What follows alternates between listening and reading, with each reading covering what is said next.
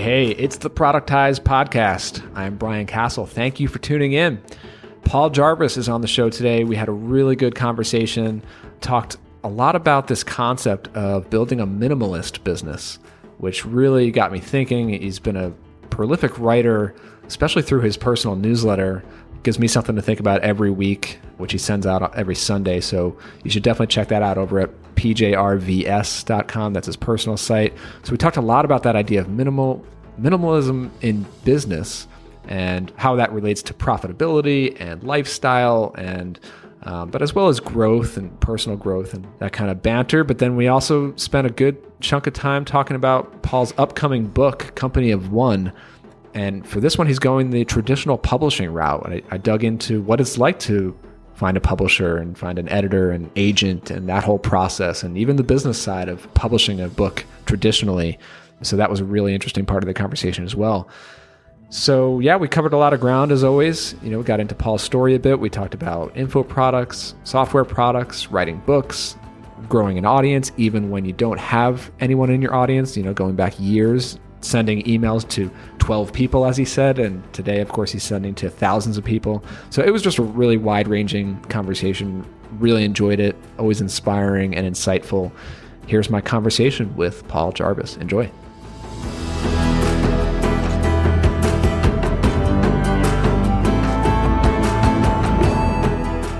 All right, I'm here with Paul Jarvis. Paul, thanks for joining me today. Hey, no worries, Brian. It's good to be here. Yeah, good to talk to you again. So I think it's really interesting timing on this conversation, like we were talking about before. You just published an article about minimalist business. I want to get the title right. Depends which site you read it on. The title's different on every. on every. Yeah, right. So on your blog, I see a guide to running a minimalist business, and I think that's really interesting. But before we really dive into that concept and how you've approached that, why don't you start off, what are you kind of focused on this year in 2017, and how do you spend most of your time right now? Yeah, so, most of my time this week is in the garden. But outside of that, for work, most of my time, I'm currently writing a book for Houghton Mifflin Harcourt, publisher, who's been around since I just found this out too. They've been around since the 1800s, which is a ridiculously long amount of time for a business to be around. So I'm actually impressed by that. So I'm writing a book. I'm working on getting a software product ready for release. And then I'm just teaching the courses that I teach on the internet, Chimp Essentials, Grow Your Audience, and Creative Class. So 3 things, and I try not to do any of those things all at the same time. I try to just do one of those at a time if I can help. I definitely want to kind of dig into that idea of having a portfolio of different projects and businesses and products. And so just to kind of get an update on this, so I know that a few years back you were doing some consulting, design work, web work. Is that basically all phased out at this point and you're focused on products or what? Yeah, so I phased out any and all client work a couple years ago, probably 2 or 3 years ago. So yeah, but I did that for 16 years. So I felt like it was time to, I loved it. I loved all the clients that I worked with, but I just felt like it was time to try some new stuff. It's a little ridiculous, but I'm the kind of person who figures out how to do something and then works so hard at building that up. And then just cuts it all off. Exactly. I was doing it for 16 years, but sure. Yeah. It's interesting because I know that a lot of people listening to this and in my audience are coming from that background, and they have that kind of set in their sights. I've been freelancing, consulting for a while. I want to get into something more scalable, whether that's software, info products, content, whatever it is. And I think you've made that transition not only successfully, but I think in a really unique way. And I think that plays into this concept of building a minimalist business, self-employed lifestyle. So why don't we kind of dive into that a bit? Tell me about this concept of a minimalist business. How do you think about that? Yeah, so a lot of it comes down to kind of reconciling the fact that I'm 1, cheap, and 2, not a manager. So I realized that the things about myself, and it's obviously different for everybody, right? But I know that I don't like to spend a lot of money to make money. And I know that adage oh, you got to spend money to make money. I'm I don't like spending money. Why can't we just do the make money part? Exactly. And just go to the make money part. So that's one of the things that kind of drew me to running a supremely lean business. And the other thing is that, especially when I was consulting and doing service-based work as well, was that the reason I was working for myself is because I like doing that work. So if I was a designer, it was because I liked doing design, right? So if I had grown that, and I could have grown that, like I had waiting lists of like 3 to 6 months most of the time for client work.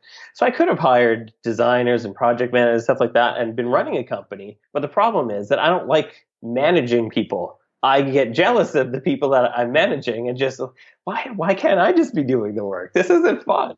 So that's kind of what led me to this sort of idea that, like, how can I run a business as minimally as possible? And I guess the third thing is too that, like, I'd rather just be Peter Pan. Like, I don't like responsibility. Like, pretty much every aspect of my life, responsibility sucks. Being an adult sucks.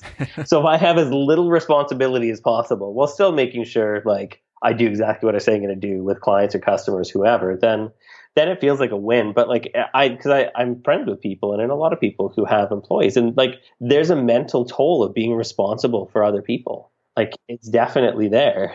Yeah, I mean, there's this, like you said, like there's this feeling of responsibility. And I mean, I've gone that route too, where I started out as kind of like a freelancer doing a lot of solo work. And then I started to grow it a bit with contractors. And then that started going down the direction of a true agency. I pulled back from that, then got into more focused productized services. And that's where I'm at today with a pretty big team on the productized service side. And there are definitely days when I'm just like, you know what? It's running, it's growing, it's profitable. And having a team in place does allow me a certain level of freedom to be able to outsource the day-to-day work, and I get to work on the business and all that. But there is this feeling of responsibility, like I have to keep it going, and I do have to keep growing it, and I have to make sure that the profit is there to be able to pay everyone every month. And I feel this responsibility to them, and not only to myself and not only to our customers, but to the team. And there's also days when I'm just going to like vent all my frustrations on you right now. When I do want to work on other projects that are not even related to like audience ops, and I feel like I'm that responsibility, right? Like my team is depending on me to drive sales for audience ops, right? So there's all sorts of kind of complexities there. And the other piece of what you just talked about is profitability, right? So this is something that I've said again and again. I don't think it's talked about enough. Everybody looks at like, oh, it's $1 million business, top line revenue, but you know, is it 10% profitable or 90% profitable? Like, we don't know. And especially for self-employed, self-funded, bootstrapped entrepreneurs, a lot of consultants don't even really consider themselves like, they're not thinking about venture funding or term sheets and all that. They're thinking about like, how much do I need to make in order to pay my bills and have a little bit left over? Yeah, and actually, that's interesting you brought that up, because a lot of people like to focus on that like top line number, the gross revenue, whereas I like to think like I can make more money if I make the same amount of money but spend less to make it. And that's always going through my mind, like, oh, do I need this laptop, or should I buy this? Even like personal expenses, because I work for myself. The money is technically like company and then Paul's, but like I'm the only one who owns a company. So like even if I buy a personal expense, like a vehicle, it's like, okay, now I need to sell this many more courses or this many more seats in my SaaS app to be able to afford this. And is it worth it? Sometimes the answer is yes. Sometimes the answer is no. So I like to try to think of like, okay, well, what can I do to have the least amount of expenses so I'm profitable each month sooner with having to make less money? Yeah, absolutely. I mean, looking at those expenses, super important. Before we get too deep here, I want to definitely make sure that people who are just learning about you now, like, what are your businesses? Obviously, your site is, it's a minimalist domain name as well, pjrvs.com for Paul Jarvis. That's where I know you from. And you've got articles and your newsletter is there, which is the Sunday Dispatches. If anyone's listening, subscribe to it. Really, really awesome stuff. Gives me something to think about every weekend. A lot of good content there. What are the businesses or projects that you kind of sink most of your time into these days? It kind of changes from month to month, which kind of suits my personality really well, because I like to be working on different things and then I'll come back to things. So my business right now is really 3 components. So the first is a book that I'm writing for a publisher. The next is the software company that I'm working on with Zach Gilbert called Fixtail. And the third are the 3 courses that I run. And like, the way that it breaks down is the courses make almost all of the money right now, because I'm trying to get, like, I haven't written the book yet, so obviously haven't made money on the book. And the software product also hasn't launched yet. We did a small round of like selling founding memberships, which actually was a really good idea, because we basically validated the idea for the product, and we raised a bit of capital from people who want to use it instead of looking at like the venture capital route. So we raised money from people who actually wanted to use it to prove that there was a market for the product. So those are the three things that I'm working on, and it changes week to week, but that's kind of where my business is at right now. And it's mostly writing. Almost all of those things involves just a massive amount of writing as well as a little bit of design. Yeah, yeah. So, talking about this idea of minimalist businesses, it does seem like you are growing like kind of a portfolio of different products. So you've got the book on the horizon, you've got the software product, which I know full well there's a ton of work and time that goes into developing that. Even if you're not the one coding it, they're planning it, designing it, user experience, marketing it, pre-selling it, all of that. That's a huge time suck. Courses, you are really consistent with your weekly newsletter, weekly articles. So I read a quote from your recent piece about this where you questioned, is more actually better? But like, how do you balance that? Like, you do have this portfolio of products, but there is this balance of like how much you're able to invest time into that stuff. Mm-hmm. So right now I'm at 100% the limit of what I can take on. Right. So like if somebody came to me and pitched me like an idea to like, actually I turned down being an advisor for a software company, and I was paid. I turned down being like a paid advisor for a software company because like right now I'm stretched to my limit. Next year, the book will be done. The book doesn't come out till like the end of next year because it's traditional publishing. So it takes forever, but by then I'll have written it. So there will be, but like I try to basically be as specific with boundaries as possible with my life. So right now, the three projects that I have seem to be really good because if I don't feel like designing software, I can write the book a bit. If I don't feel like writing the book a bit, I can work on the courses a bit and the marketing, because the courses are all done. It's just a matter of like tweaking funnels and marketing things. So I feel like for each of the three projects I have, there's a different aspect of my brain that I can use. So for me, that's good because there's always something that I can do for one of those three things, but I don't want to add more. And the idea of enough really comes from questioning growth, where like I know that if I added more stuff, I might be able to make more money, but then something else in my life would suffer. Like I wouldn't be able to be out in my garden as often as I am. I wouldn't have as much time to spend with my wife or that sort of thing. So I have enough things on the go right now. It supports me. It supports like paying my mortgage and putting a bit away for savings. And I don't necessarily need, like, I'm not chasing, I didn't in my 20s for sure. Like I would work 20-hour days just because I was like, oh, if I work an extra 10 hours today, I can make like an extra $1,000 or something. And now it's like, I already made money today. Like I made enough to cover my necessities. Like I'm good. Yeah, I can stop for a bit, and it's good too because like as you get older, your body stops cooperating with like sitting in a chair at a computer.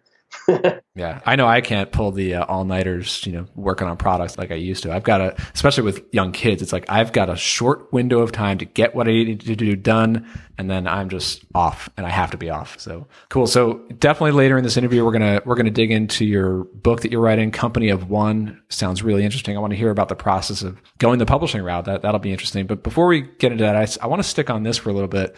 Speaking of like taking on all these different projects, is there an opportunities, shiny object syndrome? We all get it. Some of them are legit opportunities. Like you identify a problem or a pain, or you're hearing customers talk about a need for something, or a partnership comes your way or something. How do you, or do you like kind of evaluate or vet new ideas? Or is there a certain set of criteria that you decide whether or not something is a good fit for you to take on? Any thoughts on that?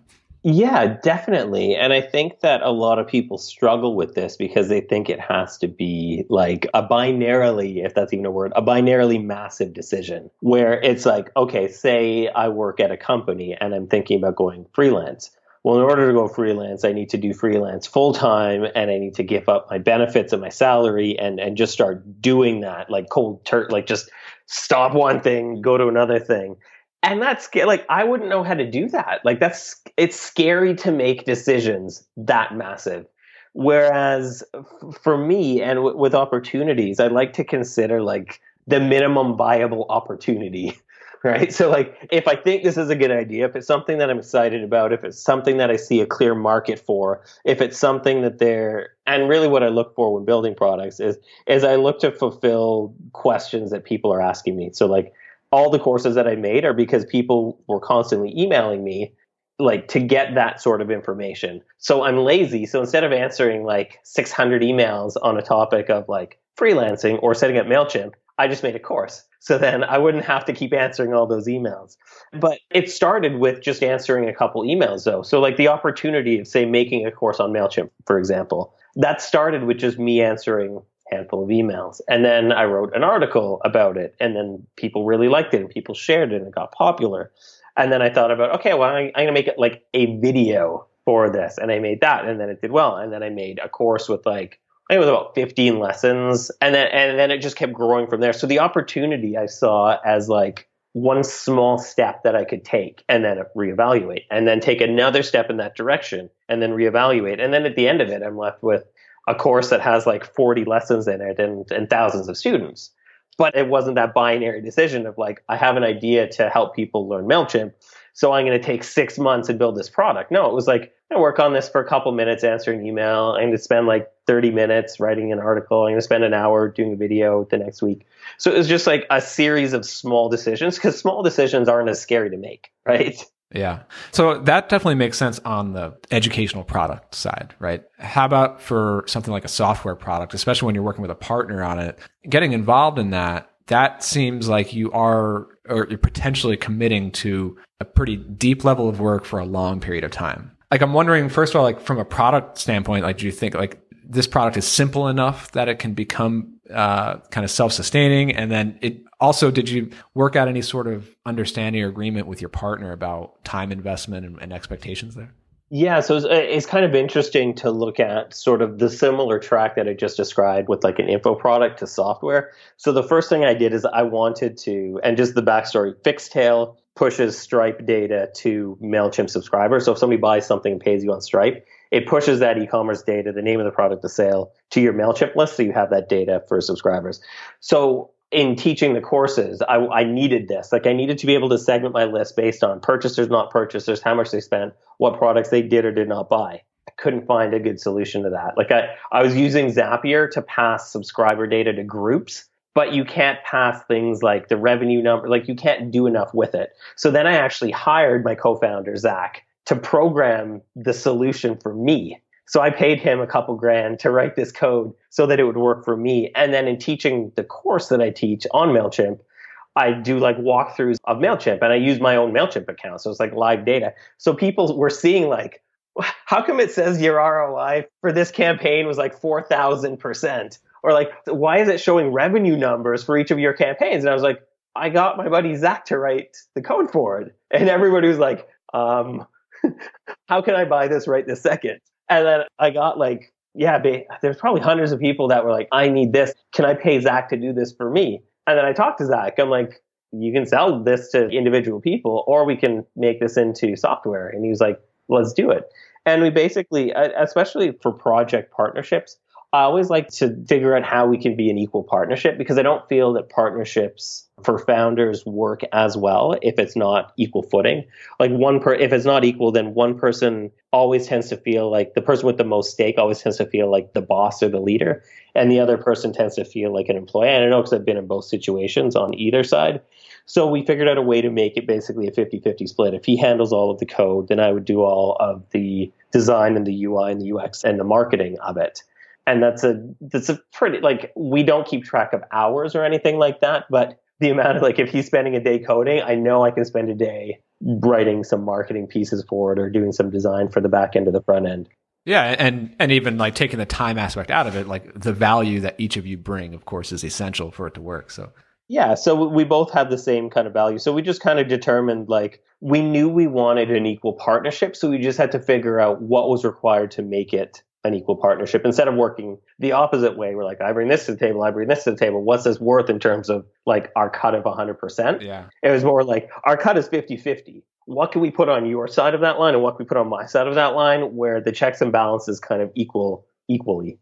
I also really like the simplicity of the product. And it is the type of product that it solves a problem, but then it works in the background, right? So that's got to just really tamp down the customer support requests and like the onboarding and customer success that typical SaaS companies have to deal with. It's the type of thing like you plug it in, turn it on, and it does its job. Yeah. Oh, sorry. There was one, I missed another step. So the next step after we decided to make the software was we got like a proof of concept working because we just wanted to make sure that it would work because we're dealing with two different APIs. So we got a proof of concept working where like we could push a bit of data from Stripe to MailChimp, and then we did a pre-sale. So we said if anybody wants this, and it was software that I've been talking about a while. It was software that a couple hundred people said they were interested in. So we were just like, you said you were interested. You can buy lifetime access to Fixtail when it's ready for this amount. And then we ran that for, I think, 2 weeks, and we raised a decent amount of money. And again, that validated it. Like we hadn't done any design work at that point. We just kind of figured out how it would work and ran like a couple simple tests off a Roku environment to see if it worked. I did the same with this SaaS that I'm building right now, Ops Calendar. And in your case, you already had it built and you were using it. In my case, I did pre-sell it to my audience, but mainly I did that because I was like, I am not about to go hire a developer and spend all these months and thousands of dollars on this unless I know that there are customers there. It's just about, just minimizing that risk. Exactly. Cool. So let's kind of go back a bit, go back a few years in your career, maybe back to consulting, or I don't know, maybe even before that. Was there a time that you can point to when things were over hectic, over complicated, too many things going on, where you started to key into this idea, like I need to remove things? Yeah. I mean, like I said, most of my 20s, I just basically took on all the work that was available to me, even if it was too much. Right. So like I would like not leave my house. I was like the typical internet nerd. Like I'd be on my computer on the weekends, like drinking Red Bulls and ordering takeout just so I could like sit there and work for as many clients as possible. A few years ago when you were doing, design consulting work, I remember you had a really focused way of market. From what I remember, you only worked with like one client at a time, and it was like, I don't know, like $10,000 projects only, and here's what you get, and here's what I don't do. And like, yes, there's a lot of that. And I'm interested to hear how you got to that point and made kind of consulting minimal and more enjoyable for you. Yeah. So like I said, early on, I was just taking on whatever work possible. It was actually funny because it was like this whole idea of like enough really came from my buddy who's a South African accountant. Him and I, where I used to live, was a surf town up the coast of the island I live on. And we were out surfing. It was like August or October or so. So getting into the year, but not entirely past the year. And we were just talking about work. And he was like, yeah, by next week, I'll have made enough money for the year. So I'm going to go rock climbing until January. And I was like, what? And then he like takes off on a wave. And I'm like, what just happened? Wait a minute. Wait a minute. And then he like rode the wave and paddled back. We started talking about it. And he's like, I know what I need to live and thrive and to invest some into my future. And I don't work past that. And I was like, that's really interesting. And then I started to think like, okay, well, how can I don't necessarily, and in the beginning, it wasn't like I'd made enough money. It was like I have enough work and I need to figure out how much I need to charge for that. And what I really did in the later years of consulting, when I feel like I was understanding it better, is figure out the rules of engagement where it wasn't me just being like a picky bossy pants consultant. It was me knowing exactly what needed to happen in a project and like in the entire process, which I would map out for a project that would ensure the best recipe for success for the client, right? So figuring out how they could like give them the maximum possibility for them to win based on all of the things that I knew that I could bring to the table and turn that into a process and turn that into basically like, we don't deviate from this thing. And this will give us the maximum ability to be as creative as possible in solving your problem, but we don't deviate from this thing. So here's the exact things that I do. Here are the exact things that I don't do. If the things that I do can help your business, then we will work together in this specific way. And I had a starting rate. I was like, I don't work on projects under $10,000. So I could easily vet every tire kicker that was like, well, my buddy said that he would build me a website for like a six pack or like $200. I was like, I wasn't competing with that because if people saw the $10,000 on my site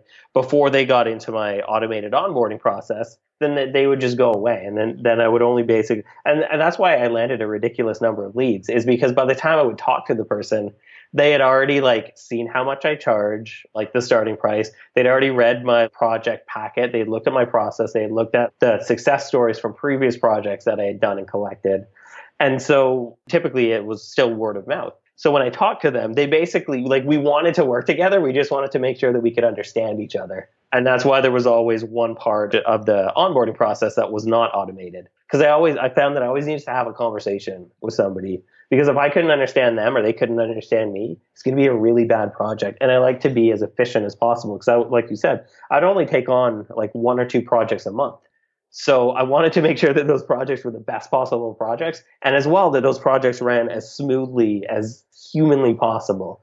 Things go off the rails sometimes, but like for the most part, they wouldn't. And for the most part, if we were starting a project, I would know exactly what date the project is going to be done. All the work's going to be done. All the revisions are going to be signed off on, everything, because the process was so set that we could just like, day 3, these are the things we're doing. Day 4, these are the things that you're doing. Yeah, there are kind of no decisions to make. I mean, that's a concept that, I've been talking about again and again through the Productize program and here and elsewhere. Obviously not reinventing the wheel here, but finding that focus, not only in what you're doing and what you're delivering, but also who you do it for, like who your most ideal client is, and just finding more of those people who have that problem. And I always like to think about it like, if somebody just came to you and said, look, I have this problem, I have a budget, I don't know what I need. You tell me what I need. It's like your chance to come up with the best possible solution that you know will work. It's like the dream client scenario for most consultants, where rather than having the client dictate what they want, you can just offer like, look, this is the solution to that problem. And either it fits you or it doesn't.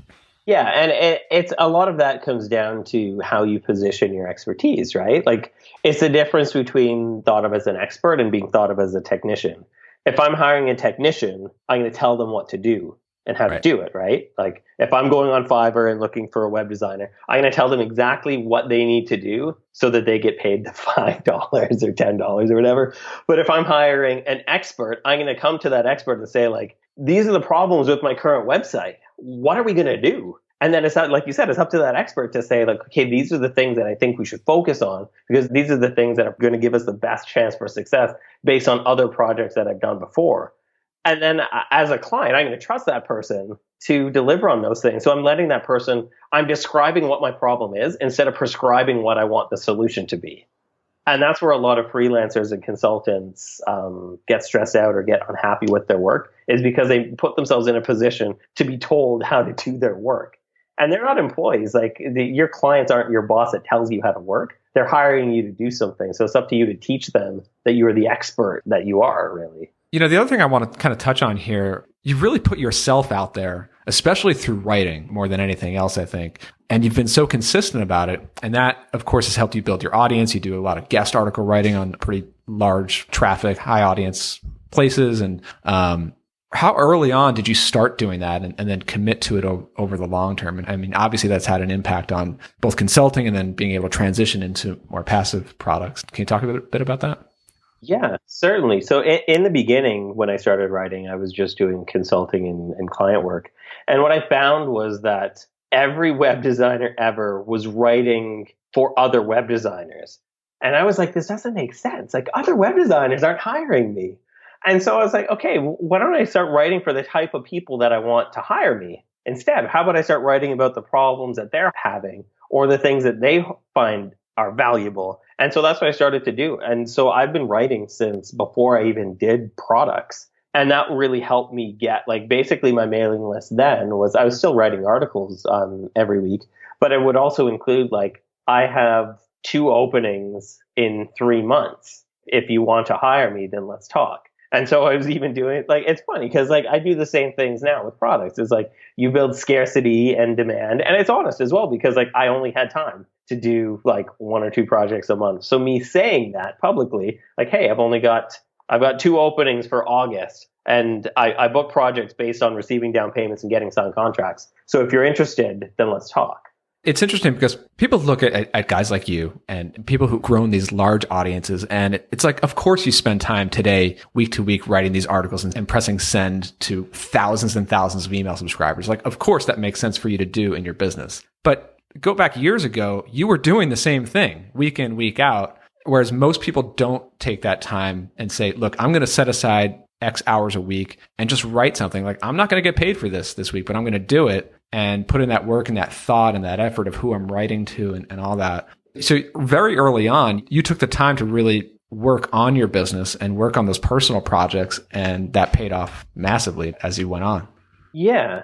Yeah. And I think that it's kind of the common thread with a lot of people that have an audience is that they were doing probably the same thing before they had one. Like I was writing in an article to like a dozen people for the first couple months, right? Like it was a couple dozen people. Like it wasn't even 100 people to start. I didn't even have to have a paid MailChimp account. Right. You get like the first comment or the first email back. It's like, what? Somebody's there? You know? Yes. Somebody signed up for my website. I actually looked on the web, and I don't even remember what I wish I could remember, but like I found my website from 1999 for my design and consulting business. And like I had a mailing list sign up in the 90s. And what I think it did was it just emailed me that person's email address, and then it would like BCC them when I had something to say. Like there wasn't, I don't even know if there's email software back then. But like I still like in my mind, I was thinking like, okay, if I want to get clients, I need to stay top of mind with clients. And that's the reason why I started writing, is because I didn't want their decision to be deciding whether I was the right person out of a group of many. I wanted them to decide that I was the right freelancer out of a group of one. Like I basically only wanted to compete with myself for any project that I bid on, because people would see my name every single week in their inbox. They would see my writing on sites that they read, not on web design. Like clients don't read web design sites if they're looking for a web designer. They're reading sites that are useful to their business and their niche kind of thing. That's a really good way to think about it. So this idea of growth, I understand recognizing that we don't have to have this incessant need to grow this product or grow the revenue, grow the MRR, or more projects, more products, more people, more customers. Like every business has that assumption. But at the same time, what I'm wondering in your case is how do you think about growth from like year to year, maybe on a personal level, or, you know, like if you look at 2016 to 2017 or to 2018, like are there big goals that you're trying to attain and work towards? And how do you think about that growth from year to year? It's funny because it's kind of a weird mix of like, I'm super ambitious, but really not goal oriented. So like, I want to do things that really, really push myself. And if I'm not doing at least a couple things that really, really push myself, I feel like I'm kind of stagnating. But on the other hand, like I don't really have set goals for myself. Like I don't have an MRR that I want to reach with my SaaS. I don't have a number of books that I want to sell with my books.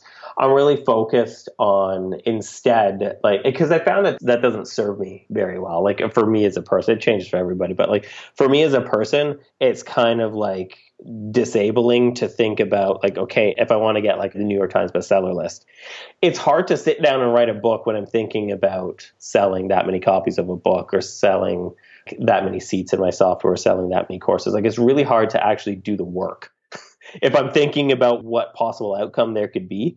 And as well, I find that we have such little control over outcomes. Like we can put in the work, we can know our stuff, we can do everything that it takes. And like sometimes like I've been doing marketing for a very long time. And sometimes I'll market something that's a complete flop. And so like I can do all of the same steps that I've done hundreds of times before, and it doesn't always have the same outcome. So outcomes, I think, are tricky things to chase, right? Like having a set number of like, I need to make this much money a year. Like obviously if you need to make a certain amount a year, then you need to try for that. But if you have like, oh, I want to make $1 million a year, like in my 20s, I was like, oh, I want to make $1 million a year. And that's why I was working like 20 hours a day, which is ridiculous.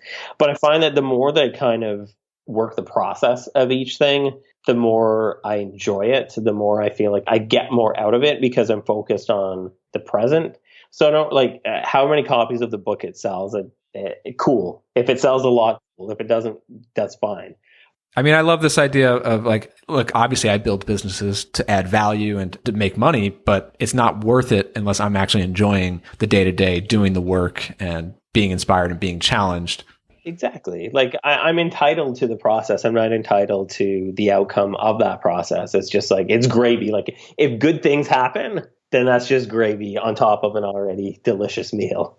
Do you look back at all, like look at last month or last quarter or last year and ever like take time to like evaluate like that went pretty well, or, you know, I should have done things differently, or this didn't turn out the way that I had hoped? Like, do you do any sort of like evaluation to think about what's next? Yeah, like, and a lot of times it's a hard look because sometimes like there'll be some things that I really like that just make absolutely no money, and like I like doing what I do, but I also like making money. So like I have to stop some of the things that I do, or I have to like kill off a software product, or I have to like stop trying to sell a course that's not selling kind of thing. You got an example of this? Yeah, the last software product that I started was called Your Pack. And I think we pre-sold like 2 founding memberships, and I think we have 2 monthly subscribers. So like we can't, like I don't want to keep working on that when we've tried, like we've redesigned the homepage a couple of times, we've rewritten all the positioning for it, we've tried to tweak it to solve different problems for different people, and it's like it hasn't really worked. So I can't spend a ton of time focused on that. Like obviously I don't want to keep, like I'm not going to kill the product off because there's people using it, but it doesn't cost me anything. It doesn't take up any like mental bandwidth to keep it going. I've had some courses, like I had a course called Unlost, which probably sold in the thousands compared to other courses that I have that sell in the hundreds of thousands. So like it just like it didn't, so I didn't try to sell that. I didn't try to sell that more times.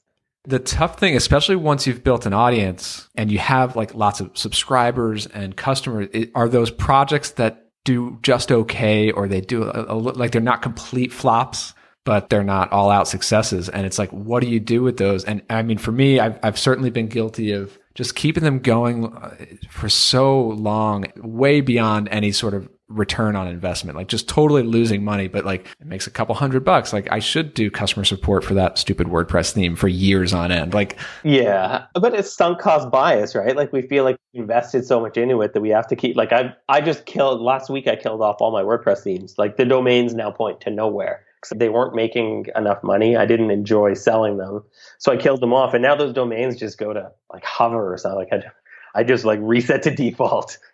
Yeah. Like last week, I just launched a redesign of my personal site. And in the process, I was like, oh, wait, I've got the sales page for my very first ebook that I did back in 2013. I really don't want to go through the process of redesigning that page. And it's making like a fraction of what the other stuff makes. It's like, all right, well, I guess it's time to retire it right now, you know? Yeah, exactly. And that's kind of what needs to happen is like I retire products all the time. Sometimes I'll like have one last hurrah, like, hey, if you want this thing, it's available today only. Fire sale, everything must go. And then I won't sell it again kind of thing. But yeah, like it's tough because like they're your product babies. But you have to, sometimes, it sounds dark, man, but like sometimes you got to kill your babies, your product babies, not real babies. Don't do that. That's right.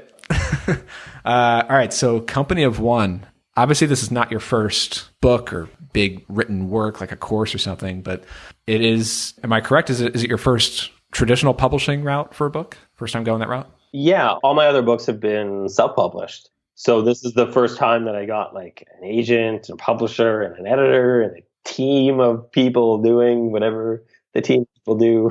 So how did that whole process come about? Like actually, like the initial idea for even doing a book as your next big thing, like how did that start? Yeah, so I started to think about why my business was doing as well as it was, and like what decisions that I had made to get it to what I consider successful, which is different for everybody. Like if Elon Musk looked at my company, he'd be like, that doesn't make it. Or like if I was on a Shark Tank, they'd be like, you're not getting any of our money, Paul, kind of thing. But like I was looking at like subjectively for myself. I was like, okay, well, I make enough money to support my family and have an okay house and vehicle and land that I can garden.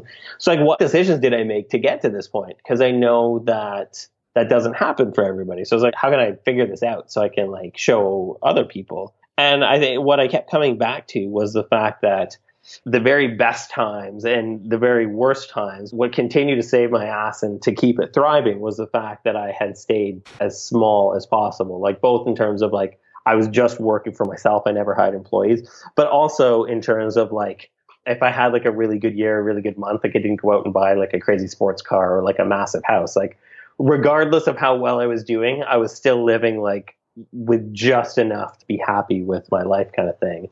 And so I started to think about it. And I started to kind of abstract it out and think about like, okay, well, is growth necessarily a good thing in all circumstances? And I don't think it is, especially blind growth. And what I found as well is that companies, because the book is a lot for people like us who are like indie product makers or consultants or that sort of thing.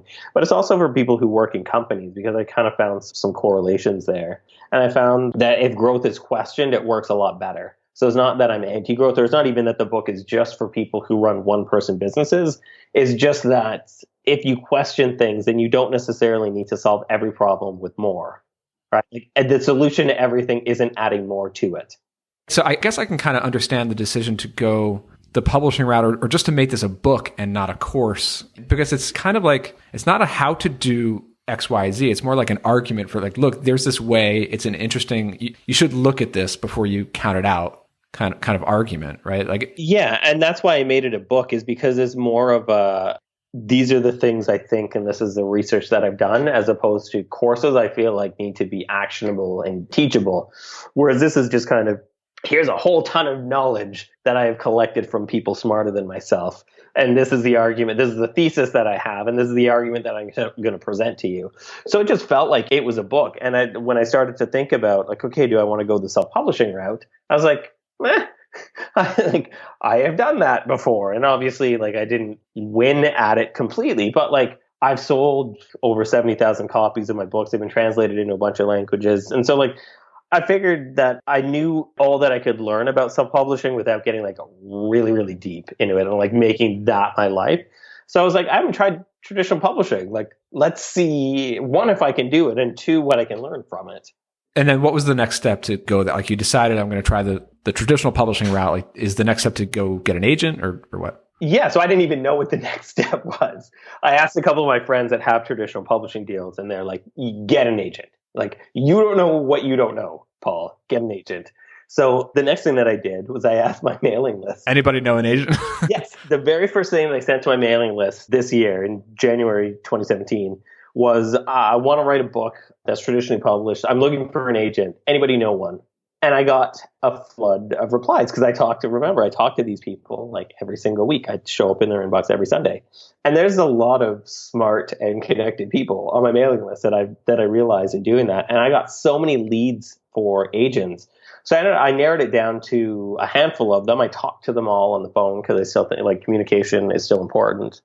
And then I just basically decided, like, hey, this agent is the funnest to talk to. She's super, super smart. She's really well connected. She understands all of the things that I know absolutely nothing about. So I'm going to go with her. And at this point, did you just have the idea, and kind of like, how far along in the writing process were you at that point? And also, like, where are you today? 0 words. At that point, I had written nothing about the book. And it doesn't always work like this, but how it typically works is that you pitch an agent your idea for the book. And they're obviously going to look at your back catalog of writing. And they're looking for audience. Like, they're looking to see, and it's like getting a record deal. Like, because I was in music for a long time. Record companies only want to sign bands that don't need a record deal. It's the same with publishing. Like, publishers and editors and agents only want to sign the people that already have an established audience. So the main thing for finding an agent to finding a publisher to finding an editor was like proving that my audience was big enough and that they were like invested enough in the ideas that I had. So I pitched the idea of the book to my agent without having written a single word about it. I wasn't even 100% sure on the title. I was like, I kind of want the book to be called Company of One, but I'm like, we can discuss it. And so from there, once I found an agent, the first thing that you have to do is write a book proposal. And a book proposal is really writing a book without writing a book. So I wrote, it's like 60 something pages long. And it really just gets into how you plan to market it, what your audience is like, and then a chapter summary, like a chapter overview. Knowing that the book hasn't been written yet, and obviously that will change as you go through it, probably. Yeah, but that's kind of like the template, I guess. So like minor things can change, but the bigger things, like the publisher, so you write the proposal, your agent shops it around to editors. Like, she shops, and I didn't even realize this, she shops it around to specific editors she thinks will want to take it up the chain at their publishing house. So she doesn't just go to like HarperCollins or Penguin or something like that and say like, hey, you want this book that Paul's going to write? She talks to like specific editors at publishers and says like, is this a book that you want to edit? And then if the editor is like, yeah, I'm on board, then it's up to them to pitch it to their team and ultimately to their publisher and get sign off for it. You know, this idea of going like self-published or published, one of the fears or maybe questions that folks may have when going the traditional publishing route would be how much creative freedom, maybe that's the wrong word, like how much creative input are you receiving from agents, editors, publishers on your idea, and like how much are they asking you to change or giving you suggestions on how to change the angle or what to include? Like, how much of that happens? So that's actually a really good question. And that's one of the reasons why I wanted to go traditional, because I want to be a better writer. Writers always hate it when I say this, but like, I couldn't care less about technical writing. I don't care how to form a sentence. I want to figure out how to get my ideas across as clearly as possible and be able to sell those ideas. It doesn't even have anything to do with like selling products. I want to be able to sell my opinions so that people can be like, that makes sense. Like, this argument was formulated well. I agree or disagree with it, kind of thing. So my agent really helped me. And a lot of it too, like, there is probably a fine line, but I haven't personally experienced it, but like, my agent only said yes to working with me because she believed in the idea, like the thesis of the book, right? So nobody would ever ask me to change that, because like the editor as well bought the book because he believed in the thesis, the overarching idea that I have. But where I think these people really help is their feedback. Like, my agent really helped me focus on how could this relate to office workers? Because I don't know any, like, I don't know, I haven't worked in an office ever. So like, her giving me suggestions and ideas was really, really helpful in order to make the book as good as possible. And as well, like, she knows what editors want. So she knows how to formulate the arguments that I wanted to make in the book in a way that would be pleasing and get the editors to sign off on it. Same with the editor. He's like, it's my job to bring up points for you to think about. It's not my job to tell you what to write. He's like, I'll go through line by line and tell you what you should think about for every single sentence. If you want to disregard all of it, then we're still good. If you want to do all of it, then just make sure that you're on board with that as well. He's like, it's not my job to tell you what to write. It's my job to tell you what to think about when you're writing it, just to make sure that your points come across as clearly and as strongly as possible. So are you putting in like even more resources into this, more time? I mean, aside from the input that you get back from your editor and your agent, like, are you going out and doing way more interviews than you normally would? Like, research interviews for the book and like examples and case studies and that sort of stuff? It's funny because one of my good friends is writing a book for a publisher that's a memoir, and mine is not a memoir. So all of the points that I make and this is another reason why I wanted to go this route, is because I'm really good at just giving an opinion. Like, everybody's good at giving their opinion, right? But like, in writing a traditional book, I have to back up because people don't know who I am. Like, there's a small circle of people on the internet who know who I am. Most people do not have any idea who I am. So if I make a claim or if I make a statement, I need to back that up with an example, a case study, a research. So like, every major point that I make in the book has to be backed by something else, which is actually really interesting because I feel like it's making me better in the way that I formulate written opinions, because it's not just like, Paul thinks this one thing on Sunday like mornings kind of thing. It's like, this is like, here's the study, here's an example of somebody doing this successfully and that sort of thing. So it's really interesting to kind of do that. So yeah, it's going to take me, we're talking now, like we're recording this like mid-May. It's going to take me until December to write the book. Yeah, I was going to ask, like, where are you in that process now, and how long from draft and then into the editing process and all that? So I've done chapter 1. It took me about a week. It's almost 6,000 words. So, and like, if I can keep up that pace and it's a 14 chapter book, then we're on track with revisions. My editor and I have to give the book off. Like, we have to hand the book off by the end of December. Oh, so by December, it has also gone through the editor with revisions and all that. Yes. So I need to write it probably by like the beginning of the fall. And then it needs to go through like a couple rounds of revisions and line edits and copy edits and that sort of thing. That actually seems pretty fast. Like, when I read a book, I think of a book like, wow, that must have taken years to produce, you know, just knowing like the perfection that goes into it, you know? Yeah. And I started the process in December, so it'll take about a year to get, and it took me 2.5 months to do the proposal, which is almost the book, which is why the book can go as fast as it can. But then the book won't come out for another 7 or 8 months. So after the book is done, then we start to plan like the marketing strategy and the release strategy, and then like the cover design and all of that. So it's still a couple years process. But yeah, the writing probably about 9 months total to write it. So I'm curious about like the business side of going the published route. What does a typical book deal look like, or what can you kind of share from your experience there? Like, what to expect up front and down the road, and how do the mechanics of that look? It's interesting because at the publishers are almost like, and to relate it to our world, they're almost like early stage VCs. Like they're going to put a bunch of money in a bunch of different directions in the hopes that one pays off. And the amount of money that the author gets depends on quite a few things. It 100% depends on audience. Like that's, well, not 100%, but like a lot of 100% counts to audience and marketability of you. It counts if you've written another book traditionally and publish it. And even nowadays, it's kind of changing a bit because they can see the numbers that I posted for self-published books, so they can get an idea of like audience size and where it's going to fall. But then a lot of it is them taking a chance. Like I'm a first-time author in their eyes, so they're taking a big chance. So a lot of it comes down to like how well my agent pitches the editor and then the editor pitches the publisher, right? So like my deal was in the six figures, but like I know some people that have like really good book ideas and they got like 20K for their book. So like I don't think I've ever heard of anybody getting a book deal that's under 10 grand. So it's always in the 5 or 6 figures. But then I know people who've got like $200,000, $300,000, $500,000 book deals. How does that pay out? Is it all up front, or is it like on delivery of the draft? And how does that work?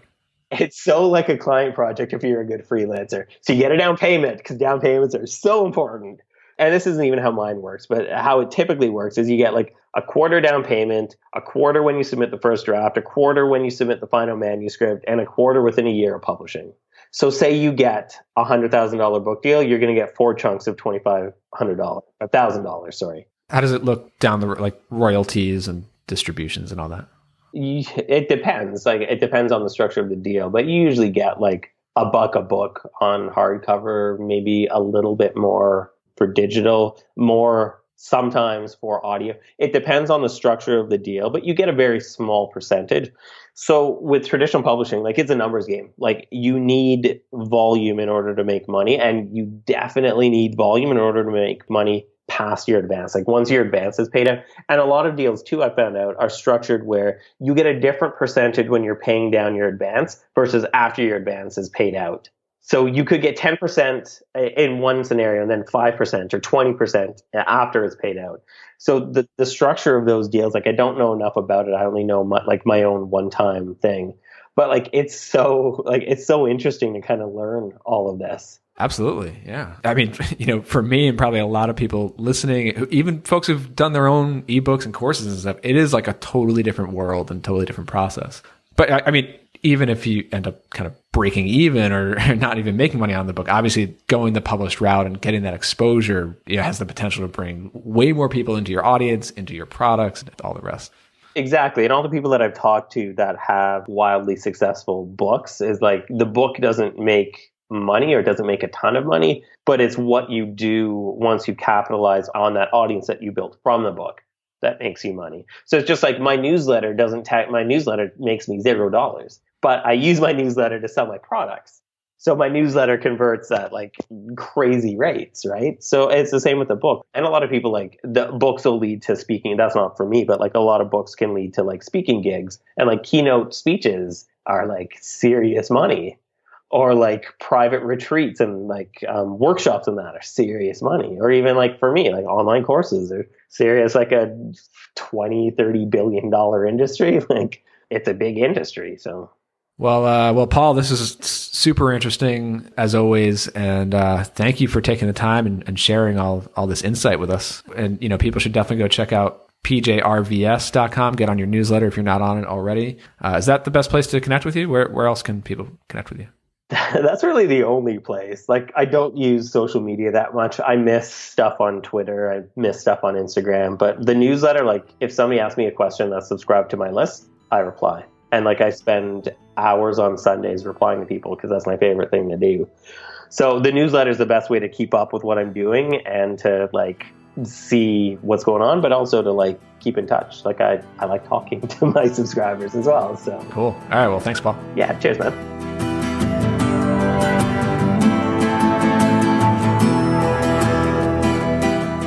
All right. Was that good?